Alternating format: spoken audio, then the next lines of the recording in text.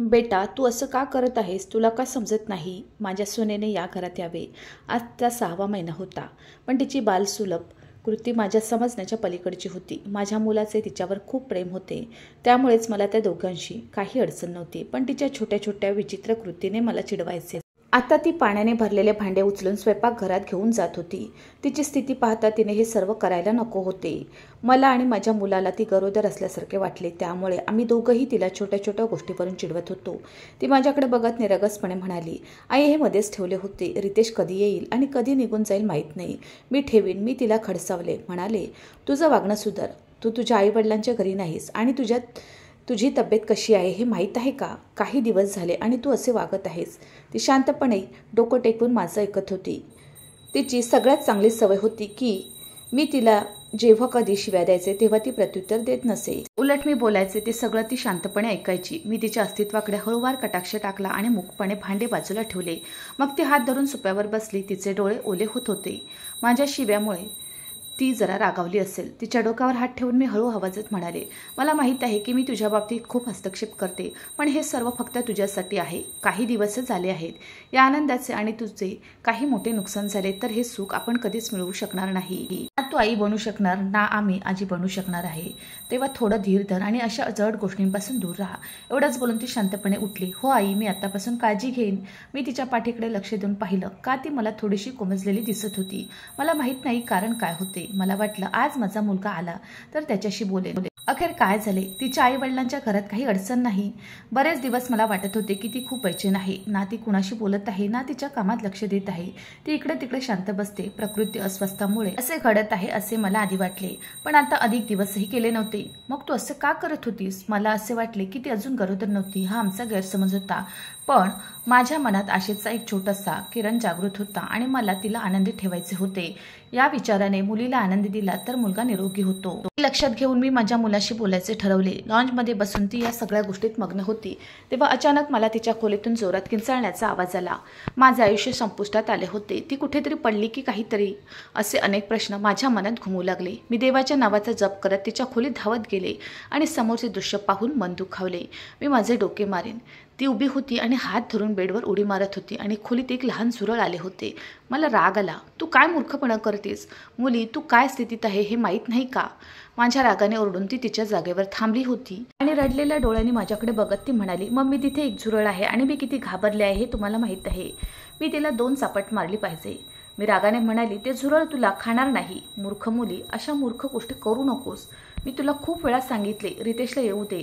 आज त्याने या प्रकरणावर उपाय शोधला आहे. तू गेला तर बरे होईल, पण मी रोज हा त्रास सहन करावा अशी तिची इच्छा होती. तुझी बालिश कामे संपत नाही. तू कोणत्या स्थितीत आहेस हे मला माहीत नाही, तरीही तू अशा गोष्टी करत आहेस. मला आता काही करावेसे वाटत नव्हते. ती रडायला लागली आणि मी शांतपणे खोलीतून बाहेर आले. खोलीतून बाहेर पडल्यावर माझ्याही डोळ्यात पाणी आले. इतक्या महिन्यांनी त्यामुळे हा आनंद आपल्याला मिळत आहे. ही मुलगी हे सगळं करत राहिली असती तर हा आनंद आपण कधीच समोर आला नसता. काहीतरी विचार करून मी माझ्या मुलाला हाक मारली. आज जर मी काही मोठे पाऊल उचलले नाही तर ही मुलगी कधीही सुरक्षितपणे चालू शकणार नाही. असा विचार करून मी माझ्या मुलाला फोन करून घरी यायला सांगितले.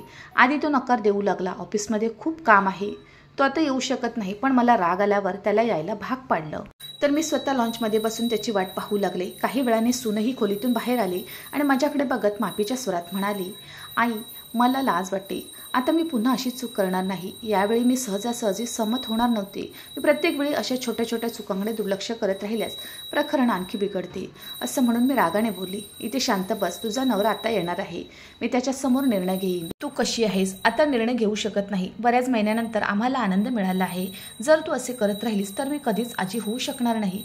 माझा मुलगा तो हे सुख मिळवू शकेल असे मी म्हणताच त्याला माझी भीती वाटू लागते. ती पायाजवळ बसली आणि मला आश्चर्य वाटले. विचारले की ती अशी का वागत आहे. आजच्याही आधी अशी कधी एकदा घटना घडली होती आणि मी माझ्या मुलाकडे तक्रार करण्याची धमकी दिली. त्यामुळे ती घाबरली आणि माझ्या पायाजवळ बसली. या सगळ्या बाबी माझ्या समजण्यापलीकडच्या होत्या की ती माझ्या पायाशी का बसत आहे. आता ती रडत रडत म्हणाली, मम्मीजी, प्लीज मला माफ करा. मला माहीत आहे की मी पुन्हा अशी चूक करणार नाही. मी चूक केली आणि मला त्याची खूप लाज वाटते, पण कृपया रितेशला काही बोलू नका. मला सांगा, मला सर्व काही एकट्याने बघायचं आहे. तुझ्या नादात माझ्या मुलाची काळजी थकली, पण आज मला तिच्या बोलण्याने प्रभावित व्हायचे नव्हते, कारण मला माहीत होते की ही रोजची गोष्ट आहे आणि जर मी आज या गोष्टींकडे लक्ष दिले असते तर सर्व काही ठीक होऊ शकले असते. आम्ही दोघंही एकमेकांशी बोलत असताना दारावरची बेल वाजली. मी तिला बाजूला ढकलून उभी राहिले, तिच्याकडे पाहिलं आणि म्हणाले, चुप कर, सोप्यावर बस. आता मी तुझ्या नवऱ्याचीच बोलेन, जेणेकरून तू तुझी बुद्धी परत मिळवशील. असं म्हणत मी दरवाजाकडे निघाले. मी दार उघडल्यावर माझा मुलगा चिडून खोलीत आला आणि म्हणाला, मम्मी, हे काय नाटक आहे? तू मला का त्रास देत आहेस? तुझा छोटासा प्रश्न सोडवायला मी किती महत्त्वाच्या मीटिंग सोडल्या आहेत माहीत आहे का? तू ही घरातली प्रकरणे स्वतः हाताळू शकतेस. मला का बोलवत आहेस? मी काही बोलायच्या आधीच मागून पडल्याचा आवाज आला. आम्ही दोघं, आई आणि मुलगा, मागे वळून पाहिलं तर माझी सून बेशुद्ध अवस्थेत जमिनीवर पडली होती. माझा आणि त्याचा जीव धोक्यात होता. आम्ही दोघेही तिच्याकडे धावलो. मी तिची नाडी तपासली तर ती हळू चालत होती. माझ्या मुलाने लगेच तिला आपल्या हातात घेतले आणि बाहेर पळत सुटला. मी पण घरी कुलूप बंद आणि त्याच्या मागे मी त्यांच्याबरोबर गाडीत बसले. आम्ही दोघेही खूप घाबरलो होतो. माझा मुलगा घाबरलेल्या स्वरात म्हणाला, मम्मी, काय झालं? आता दोघांमध्ये सर्व काही ठीक आहे ना? काही मोठं झालं होतं का? मी मान हलवली आणि नाही म्हणाले. रितेश, आमच्यात असं काही झालं नाही ज्यामुळे तिचे आरोग्य बिघडेल. माझ्या बोलण्याच्या भीतीने ती बेशुद्ध झाली असे मला वाटते. आता माझा मुलगा मला शिव्या देत होता तर मी क्षणभर शांत झाले, कारण माझ्या मनात विचित्र विचार येऊ लागले. माझ्या सुनेला माझ्या मुलाची इतकी भीती का वाटते? शेवटी कारण काय होते? माझ्या मुलाने माझ्या सुनेला मारहाण केली किंवा तिला ब्लॅकमेल केले होते का? असे अनेक प्रश्न माझ्या मनात घुमत होते आणि मला समजत नव्हते की प्रकरण काय आहे. थोडं अंतर चालल्यावर आम्ही दवाखान्यात पोहोचलो आणि माझा मुलगा लगेच मला माझ्या सुनेकडे घेऊन गेला. मी पण त्याच्या मागे गेले. डॉक्टरांनी तपासणी करतात त्यांना तातडीने दाखल केले. काही वेळाने एका महिला डॉक्टरने आम्हाला तिच्या केबिनमध्ये बोलावले आणि तिने जे सांगितले ते ऐकून आम्हा दोघांच्याही चेहऱ्यावर आनंदाची लाट उसळली. माझा मुलगा विचार करत होता तेच झालं. माझी सून गरोदर होती आणि लवकरच लहान मुलांचे हास्य आमच्या घरात गुंजणार होते. पण डॉक्टरांनी मला सांगितलेली आणखी एक गोष्ट ऐकून मी आणि माझा मुलगा दोघेही काळजीत पडलो. ती आमच्याकडे बघून म्हणाली, तुमच्या सुनेला काही मोठे टेन्शन आहे का, ज्यामुळे ती कमजोर होत आहे? ती अशक्त राहिली तर मुलाच्या आरोग्यावरही परिणाम होईल, म्हणून त्यांना शक्य तितक्या सर्व तणावापासून दूर ठेवा आणि त्यांना आनंदी ठेवण्याचा प्रयत्न करा.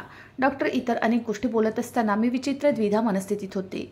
मी माझ्या सून आणि माझ्या मुलाच्या आयुष्यात खूप ढवळाढवळ करायचे हे खरे होते, पण आजपर्यंत मी माझ्या सून आणि मुलाला एकटे सोडले नाही.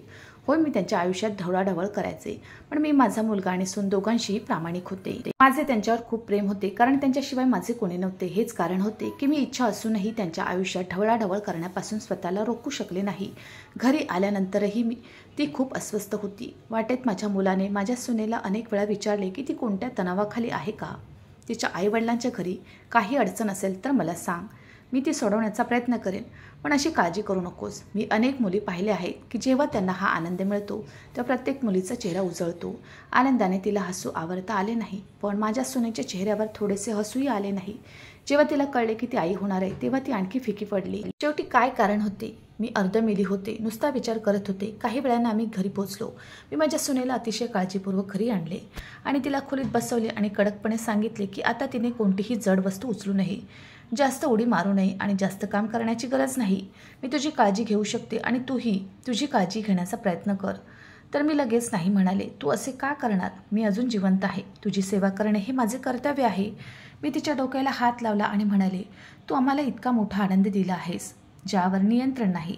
काही महिन्यांनी तुझे ऑपरेशन होईल. आमच्यासाठी तू एवढ्या कष्टातून जात असशील तर निदान आम्ही तुझी थोडी तरी सेवा करू शकेन असं वाटत होतं. माझ्या सुनेला मी शब्दात व्यक्त करू शकत नाही याचा आनंद वाटत होता. मी तिच्या कपाळाचे चुंबन घेतले आणि माझ्या मुलाला रात्रभर माझ्या सुनेची काळजी घेण्यास सांगितले. तिला अजिबात त्रास देण्याची गरज नाही. तुला खूप वाईट सवय आहे. तू रात्री उठून पाणी पी. तुला काही हवे असेल तर माझ्याकडे ये. चहा, कॉफी, पाणी काहीही मी ते पूर्ण करेन, पण वादळी रात्री माझ्या सुनेला उठवायची गरज नाही असं म्हणत मी खोलीतून बाहेर पडले. माझ्या खोलीत आल्यानंतर मी लगेचच देवाचे आभार मानले की मला इतका मोठा आनंद दिला. मी देवाकडे प्रार्थना केली की देव मला आशीर्वाद देईल आणि निरोगी मुलाला जन्म देईल. माझ्या डोळ्यातून अश्रू अखंड वाहत होते. काही वेळ मी भगवानजींच्या चरणी बसले आणि माझ्या सून आणि माझ्या नातवासाठी किंवा नातीसाठी देवाची प्रार्थना करत राहिले आणि त्यानंतर मी अंथरुणावर पडले. काही वेळाने ती गाढ झोपेत गेली. दुसऱ्या दिवशी मला जाग आली तेव्हा मला किचनमधून खडखडाटाचा आवाज आला. माझी सून स्वयंपाकघरात काम करत होती का? हा विचार करून मला राग आला. मी तिला सक्त मनाई केली होती की आता मी जिवंत आहे तोपर्यंत ती कोणत्याही कामाला हात लावणार नाही. मी जेवण बनवून माझ्या मुलांना देऊ शकते आणि तरीही तिला बरं वाटत नव्हते. असा विचार करत मी माझ्या खोलीतून स्वयंपाकघरात आले आणि माझी सून माझ्या कल्पनेनुसार पीठ मळत होती. खात्रीने ती नाश्ता तयार करण्याच्या तयारीत होती. मी तिला खडसावले आणि म्हणाले, मधू, मी तुला किती वेळा सांगितले आहे, थांब बेटा, तुला आता बरं वाटत नाही आहे. काही काम केल्याशिवाय स्वयंपाकघरात येण्याची गरज नाही.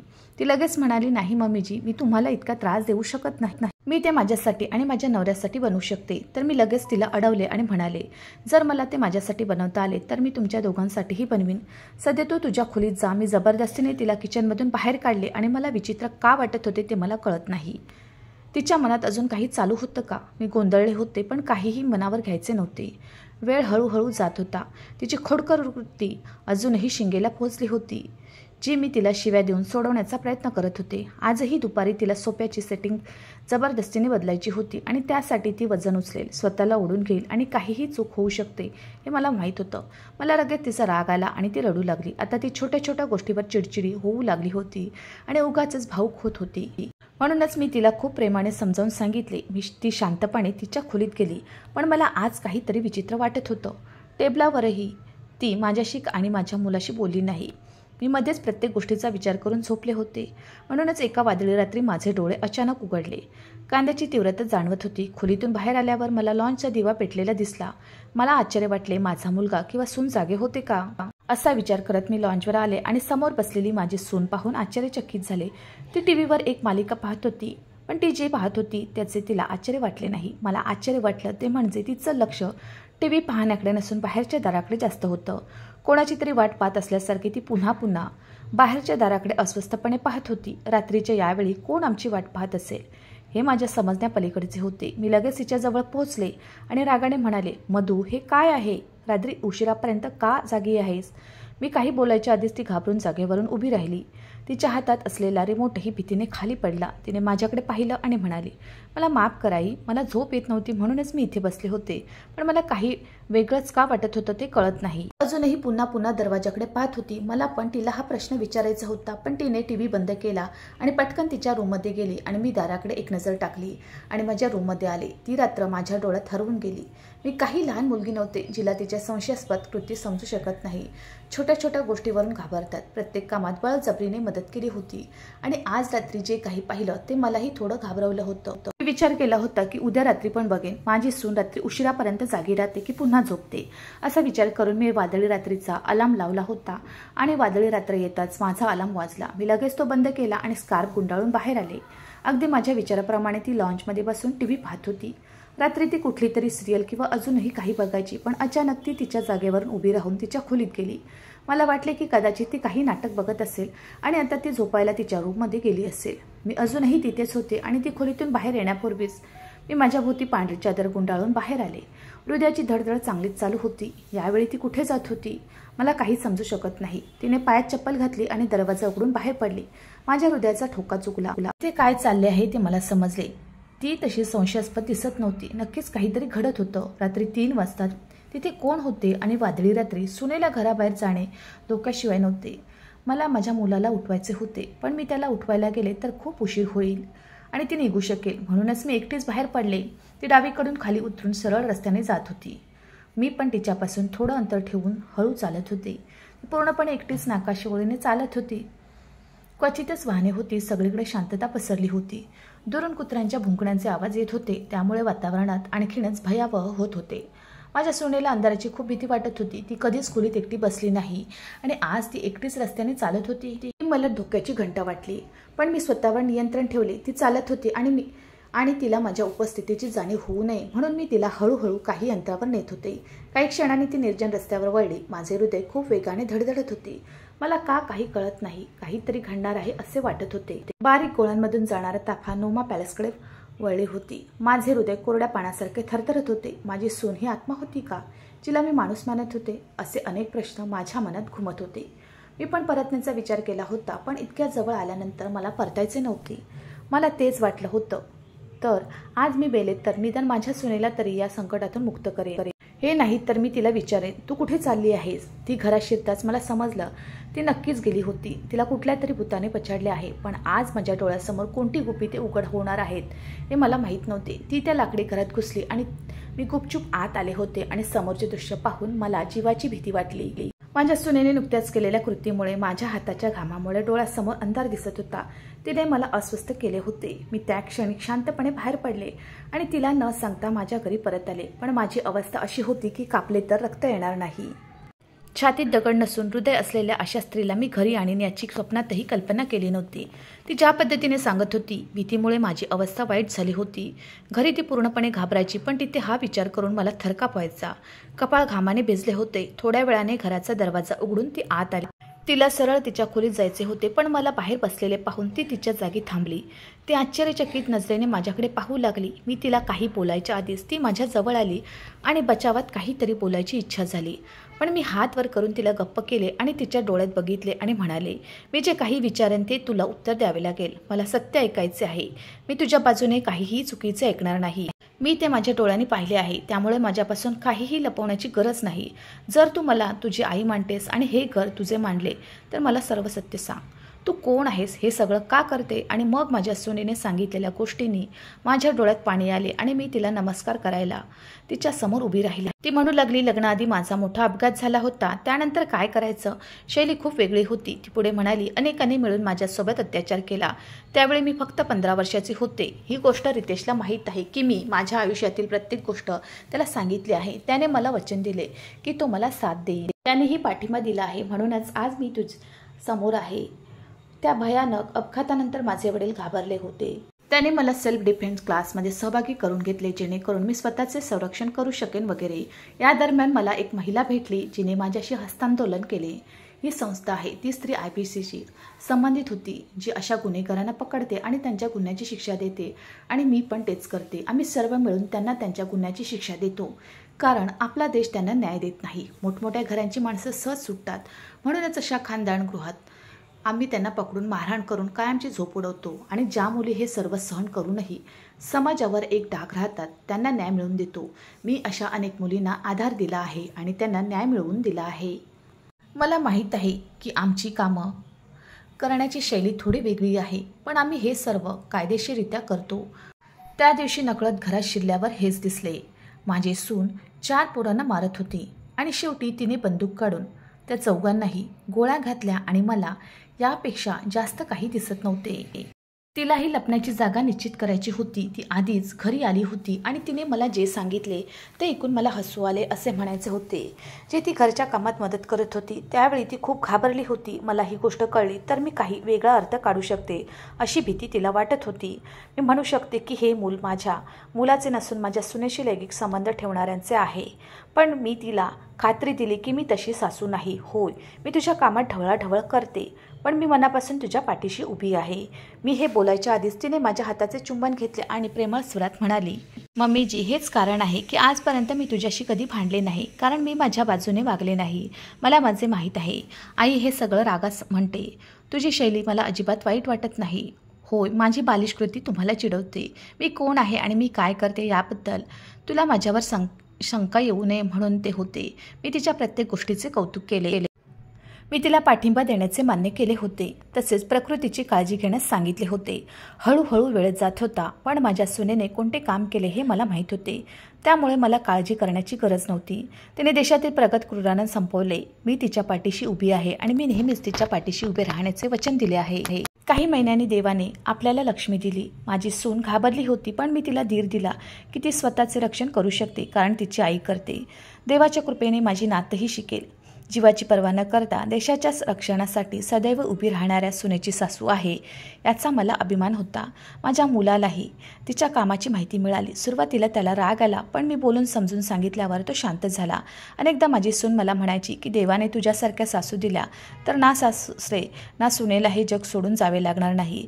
माझी सासू माझ्या आईसारखी आहे याचा मला आनंद वाटतो। असे बोलून तिने माझा मान वाढवला आणि आज मी माझ्या सुनेसाठी प्रार्थना करते की ती आमची आहे, प्रत्येक प्रयत्नात यशस्वी होऊ देत। मित्रांनो, मला आशा आहे की तुम्हाला आमची कथा आवडली असेल। कथा आवडली असेल तर व्हिडिओला लाईक करा, चॅनलवर नवीन असाल तर चॅनलला सबस्क्राईब करा, आणि हो, नोटिफिकेशन बटन दाबा, जेणेकरून तुम्हाला पुढील अपडेट सर्वात आधी मिळतील। तुमचा मौल्यवान वेळ कथा ऐकण्यासाठी दिल्याबद्दल धन्यवाद। पुन्हा भेटू अशाच एका नवीन कथेसोबत।